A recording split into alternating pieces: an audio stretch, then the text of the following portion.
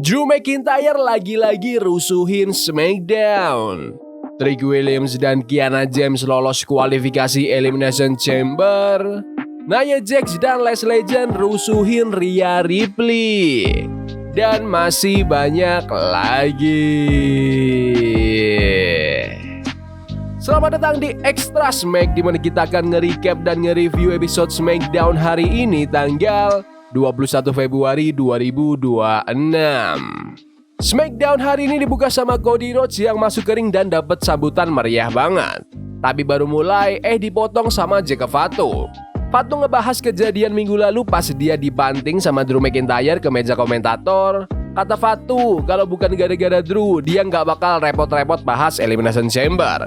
Dia ngerasa minggu lalu udah ngalahin Cody sama Sami Zayn, jadi harusnya dia yang menang. Fatu tegasin kalau fokus dia bukan ke Cody, tapi ke juara WWE, Drew McIntyre. Dia langsung nantang Drew buat keluar ke ring. Malah General Manager Nick Aldis yang muncul. Aldis bilang Drew lagi dapat jatah libur karena tensinya lagi tinggi. Terus Aldis bilang ke Fatu kalau sekarang ini waktunya Cody, dan mending Fatu ngomongin soal gimana caranya dapetin jatah lawan Drew ke dia aja di kantornya. Tiba-tiba Drew muncul di layar lagi santai di private shoot sambil nyampirkan sabuk juaranya. Dia bilang dia nikmatin banget liburannya dan sebagai juara dia bebas mau ngapain aja. Dia sengaja beli shoot itu cuma buat nonton doang, terus ngeledek Fatu mau berbuat apa. Fatu yang emosi langsung cabut dari ring, nerobos security di pinggir ring. Aldis coba nenangin pas security mau ngusir Drew keluar gedung. Drew malah kuar-kuar kalau orang-orang cuma iri karena dia itu juaranya. Cody balas, masalahnya bukan soal gelar, tapi kelakuan Drew yang minus. Awal SmackDown yang cukup seru sih menurutku. Jika Fatu kelihatan sangar banget, sementara Drew McIntyre tetap asik manas-manasin dari jauh. Segmen promo Cody Rhodes ini emang gak banyak gerak buat dia, tapi bikin Fatu kelihatan kayak monster. Itu cara yang pas banget buat ngebooking dia. Di belakang, Carmelo Hayes lagi siap-siap buat tanding. Ilya Dragunov nyemangatin Melo, bilang kalau Melo pasti lolos ke Elimination Chamber terus lanjut ke WrestleMania. Dragunov bilang dia percaya sama Melo, tapi dia tetap rencana mau rebut gelar United States dari tangan Melo sebelum WrestleMania. Di sisi lain, Jake Fatu balik labrak Nick Aldis. Aldis janji bakal kasih dia lawan Drew McIntyre, tapi Fatu disuruh sabar bentar. Fatu bilang dia nggak bakal nunggu lama-lama lagi, terus langsung pergi. Masuk ke pertandingan pertama di SmackDown hari ini, Tama Tonga melawan Ilya Dragunov. Dragunov langsung gaspol pakai pukulan sama German suplex sampai Tama terpental keluar. Tama sempat balik dominasi pas banting Dragunov dari atas ring, terus lanjut pakai twisting neck breaker yang hampir bikin menang. Di akhir match, gangguan dari luar ring mulai main. Pas Dragunov lagi pecah fokus, Tama langsung sikat pakai cutthroat elbow untuk memenangkan pertandingan. Habis match, Solo Sikoa sombong bilang kalau SmackDown itu punyanya dia, apalagi mereka lah yang pegang sabuk tag team. Dragunov sempat nyerang Solo dari belakang, tapi kalah jumlah dan akhirnya dikeroyok.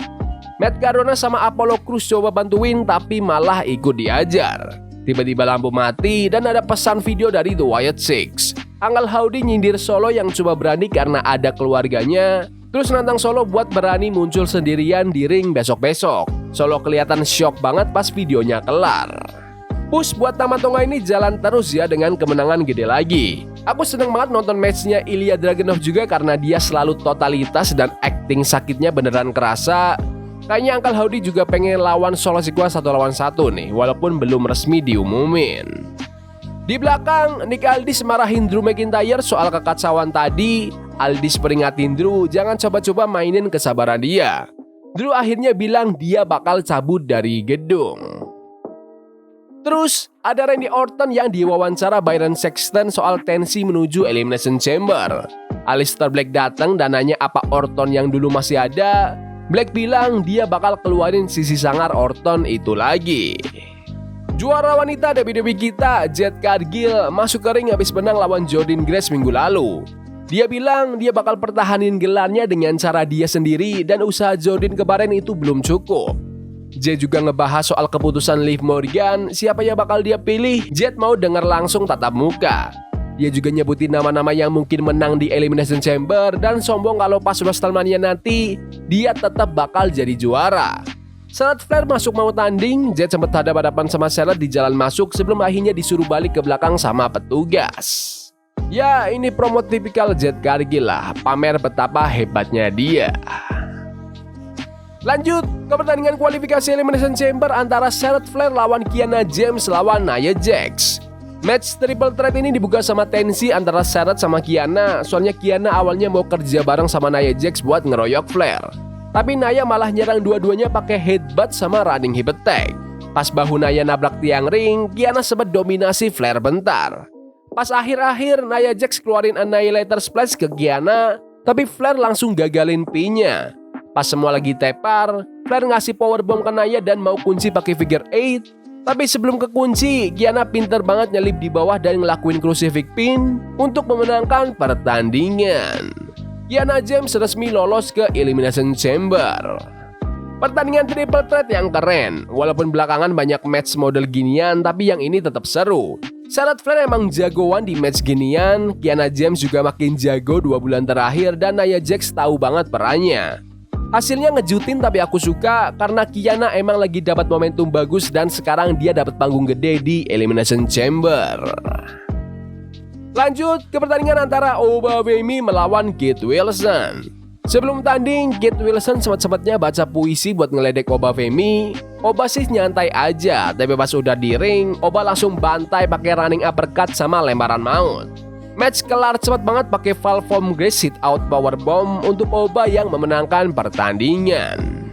Pertandingan squash biar Oba Femi kelihatan makin serem. Udah ketebak sih, bagian puisinya agak kurang dapat menurutku, tapi aku suka Kate Wilson. Jadi ya baguslah dia dapat jatah tampil terus. Di belakang, Nick Aldis lagi jagain kotak bertuliskan jangan dibuka dengan tanggal yang sama kayak Elimination Chamber. Arthur datang terus cerita halu soal menang piala Grammy. Aldis benerin kalau mungkin maksudnya Slammy. Terus Damian Priest nimbrung dan yakin banget bakal menang match kualifikasi nanti. Akhirnya Aldis nyuruh staffnya buat pindahin itu kotak. Lanjut ke pertandingan antara Tiffany Stratton melawan Alba Fire yang ditemenin Chelsea Green. Tiffany Stratton pakai kelincahannya di awal ngeluarin springboard senton dan beberapa kali coba ngepin cepat. Alba Fire sempat balik dominasi pakai tornado DDT sama Gory Bomb. Stratton balas lagi pakai Alabama Slam. Di pinggir ring, Chelsea Green tiba-tiba bangun dari kursi rodanya, bikin distraksi yang dimanfaatin Alba buat suicide dive. Tapi Alba gagal pas mau senton dari atas karena Stratton nangkis pakai lutut. Terakhir, Stratton ngeluarin rolling senton disusul Prettiest Moonsault Ever untuk memenangkan pertandingan. Pertandingan yang oke buat jaga momentum Tiffany Stratton habis lolos kualifikasi kemarin. Ini tipe match yang kalau durasi SmackDown cuma 2 jam, mungkin cuma 7 menit kelar. Tapi karena sekarang 3 jam, mereka dapat waktu yang lebih lama dan Alba Fire juga dapat panggung buat nyerang.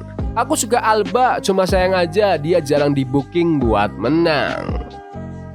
Di belakang, Sami Zayn nyamperin Cody Rhodes. Cody bilang Sami nggak perlu malu soal yang kemarin, tapi Sami malah kesel dan bilang Cody yang harusnya malu karena pakai crossroads ke dia buat menang. Cody balas kalau dia cuma manfaatin kesempatan dan justru karena Sami nggak bisa lakuin itu, makanya Sami nggak pernah jadi juara WWE.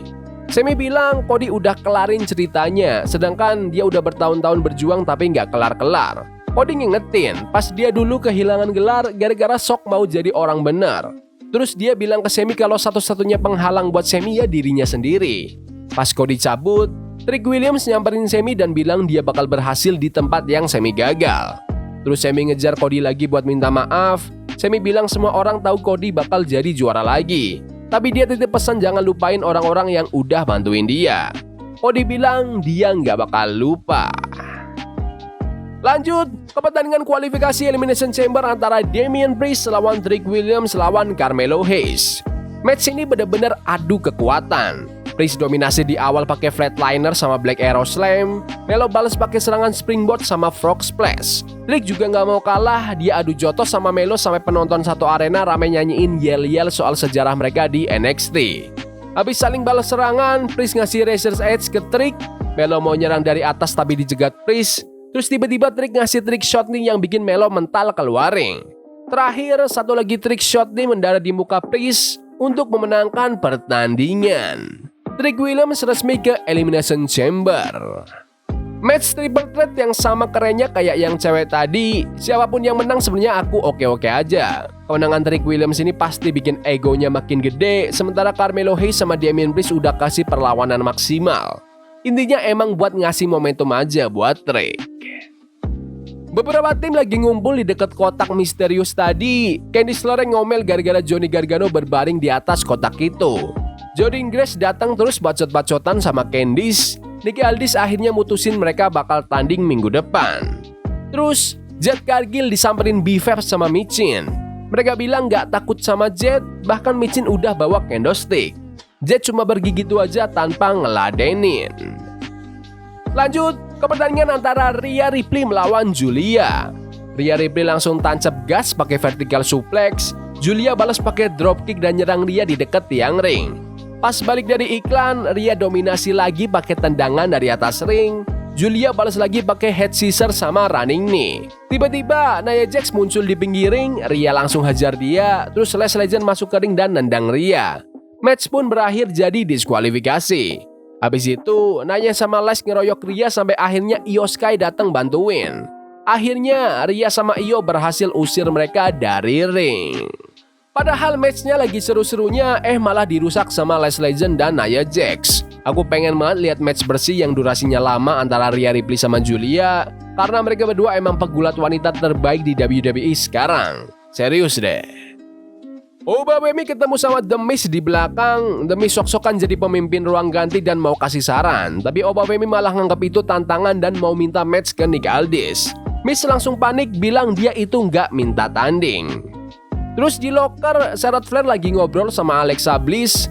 Kiana James sama Julia masuk. Kiana sombong bilang kalau dia sama Julia sekarang jadi duo yang paling kuat. Alexa nantang mereka buat buktiin omongannya. Pas mereka pergi, Flair nyoba tenangin Alexa. Terakhir, Solo Sikoa ngomong ke grupnya sambil bawa lentera. Dia puji kemenangan Tama Tonga tapi bilang mereka harus fokus ke The Wyatt Six. Pas Solo cabut, Shinsuke Nakamura nyindir Tama kalau dia butuh bantuan buat menang. Terus nantang Tama buat buktiin bisa menang sendiri tanpa keluarganya. Waktunya main event. Pertandingan antara Aleister Black melawan Randy Orton. Orton dominasi di awal pakai shoulder tackle sama berkali-kali belly to back suplex ke meja komentator. Black balas pakai tendangan-tendangan mautnya. Orton sempat keluarin jurus andalannya kayak scoop power slam sama draping DDT. Pertarungan berlanjut keluar, Orton bahkan ngasih draping DDT dari meja komentator langsung ke lantai. Pas wasit lagi ngecek kondisi Black, Drew McIntyre tiba-tiba muncul dan ngepruk Orton pakai sabuk juaranya pas wasit nggak lihat. Cody Rhodes lari buat ngusir Drew, pas di ring, Black langsung manfaatin momen itu buat kasih Black Mass untuk memenangkan pertandingan. Habis match, Drew berdiri di antara penonton sambil pamer sabuknya, sementara Cody ngecek kondisi Orton di ring. Kemenangan yang gede buat Aleister Black berkat bantuan Drew McIntyre yang emang lagi rajin nyerang lawan-lawan potensialnya. Black bisa banggain ini, sedangkan Orton punya alasan buat dendam sama Drew. Fans tadi heboh banget tiap Orton gerak dan aku salut sama Orton yang mau bikin Black kelihatan kuat dengan kekalahan ini. Oke, SmackDown minggu ini oke banget sih, stabil lah semenjak SmackDown ganti durasi jadi 3 jam. Match-matchnya dapat waktu yang lama. Yang aku suka, talenta muda kayak Trick Williams sama Kiana James dapat panggung gede buat menang dan lanjut ke Elimination Chamber. Pokoknya show-nya seru dan aku puas nontonnya. Tapi menurut kalian gimana SmackDown hari ini? Bagus? Gak bagus? Komen di kolom komentar. Ya udah gitu aja video hari ini. Jangan lupa like dan subscribe ke channel ini karena gue pengen 20.000 subscribers di bulan ini. Tolong bantu. Yes boy. See you. Love is a game we play incognito. Forbidden fire on Nico. Bunny for love we can hold. I wish we were impossible. Yeah we play incognito. Forbidden fire on